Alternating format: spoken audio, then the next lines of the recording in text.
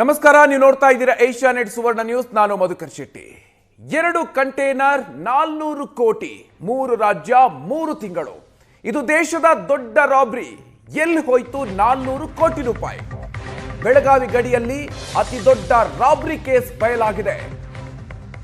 ಗೋವಾದಿಂದ ಮಹಾರಾಷ್ಟ್ರಕ್ಕೆ ಕಂಟೈನರ್ನಲ್ಲಿ ಹಣವನ್ನು ಸಾಗಾಟ ಮಾಡಲಾಗ್ತಾ ಇತ್ತು. 2 ಕಂಟೈನರ್ನಲ್ಲಿ 400 ಕೋಟಿ ರೂಪಾಯಿ ಸಾಗಾಟ ಮಾಡಲಾಗ್ತಾ ಇತ್ತು. ಆ 400 ಕೋಟಿ ನಾಪತ್ತೆ ಆಗಿದೆ. ಬೆಳಗಾವಿ ಜಿಲ್ಲೆಯ ಖಾನಾಪುರದ ಚೋರ್ಲಾ ಘಾಟ್ನಲ್ಲಿ ಹೈಜಾಕ್ ಮಾಡಿರೋದು. ನಾಪತ್ತೆಯಾಗಿರೋದು ಬರೋಬ್ಬರಿ 400 ಕೋಟಿ ರೂಪಾಯಿ. ಬೆಳಗಾವಿಯಲ್ಲಿ ನಡೆದಿರುವಂತಹ ರಾಬ್ರಿ 3 ರಾಜ್ಯದಲ್ಲಿ ಈಗ ಸಂಚಲನಕ್ಕೆ ಕಾರಣ ಆಗಿದೆ. ಅಷ್ಟಕ್ಕಿದು ನಡೆದಿರೋದು 2025 ಅಕ್ಟೋಬರ್ 16ರಂದು. ಈಗ ಪ್ರಕರಣ ಬಯಲಾಗಿದೆ.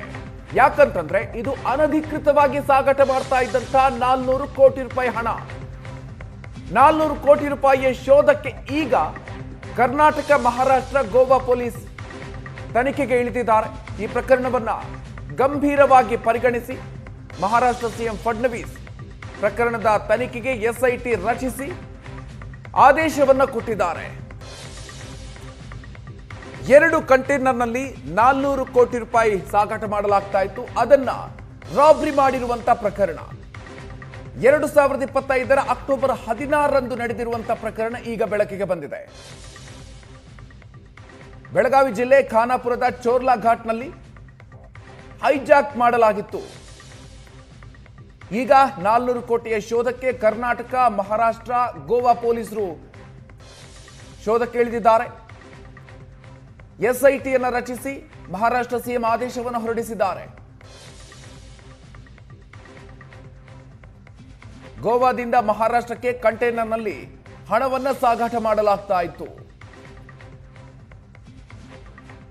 ಅತಿ ದೊಡ್ಡ ರಾಬ್ರಿ ಪ್ರಕರಣ ಇದು. 400 ಕೋಟಿ ರೂಪಾಯಿ ಹಣವನ್ನ ಹೈಜಾಕ್ ಮಾಡಿರೋದು ಯಾರು ಹಾಗಾದ್ರೆ? ಬೆಳಗಾವಿಯಲ್ಲಿ ನಡೆದಿರುವಂತಹ ಅತಿ ದೊಡ್ಡ ರಾಬ್ರಿ ಪ್ರಕರಣ ಇದು. 3 ರಾಜ್ಯಗಳಲ್ಲಿ ಸಂಚಲನಕ್ಕೆ ಕಾರಣ ಆಗಿದೆ.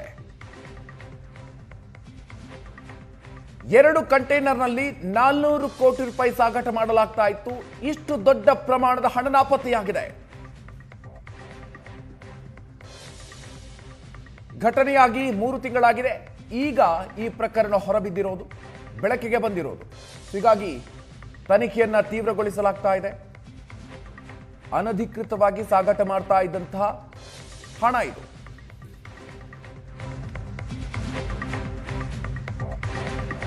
ದೇಶವನ್ನೇ ಬೆಚ್ಚಿ ಬೀಳಿಸುವಂತಹ 400 ಕೋಟಿ ರೂಪಾಯಿ ದರೋಡೆ ಪ್ರಕರಣ. 3 ತಿಂಗಳ ಬಳಿಕ ಈ ಪ್ರಕರಣ ಹೊರಬಿದ್ದಿರೋದೇ ರೋಚಕ. ಘಟನೆ ನಡೆದು 3 ತಿಂಗಳಾಗಿದೆ, ಈಗ ಹೊರಬಿದ್ದಿದೆ. 3 ತಿಂಗಳ ಬಳಿಕ 400 ಕೋಟಿ ರೂಪಾಯಿಯ ರಹಸ್ಯ ಬಯಲಾಗಿದ್ದು ಹೇಗೆ ಹಾಗಾದ್ರೆ? ಗುಜರಾತ್ನಿಂದ ಬಂದ ಹಣ ಗೋವಾ, ಕರ್ನಾಟಕ ಮೂಲಕ ಮಹಾರಾಷ್ಟ್ರಕ್ಕೆ ಕಂಟೈನರ್ನಲ್ಲಿ ಸಾಗಿಸಲಾಗ್ತಾ ಇತ್ತು.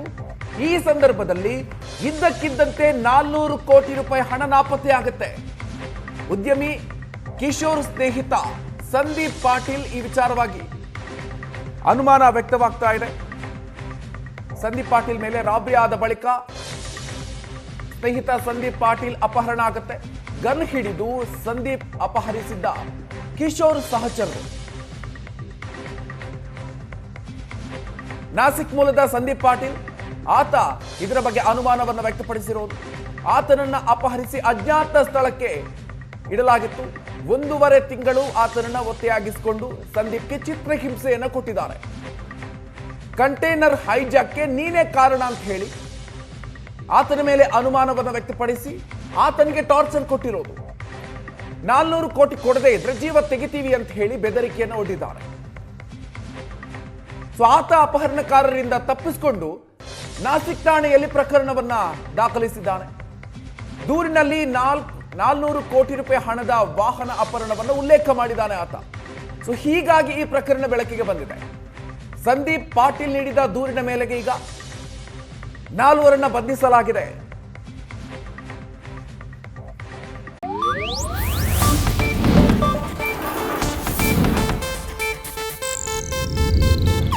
ಇದು ಏಷ್ಯಾನೆಟ್ ನ್ಯೂಸ್ ನೆಟ್ವರ್ಕ್ ಪ್ರಸ್ತುತಿ.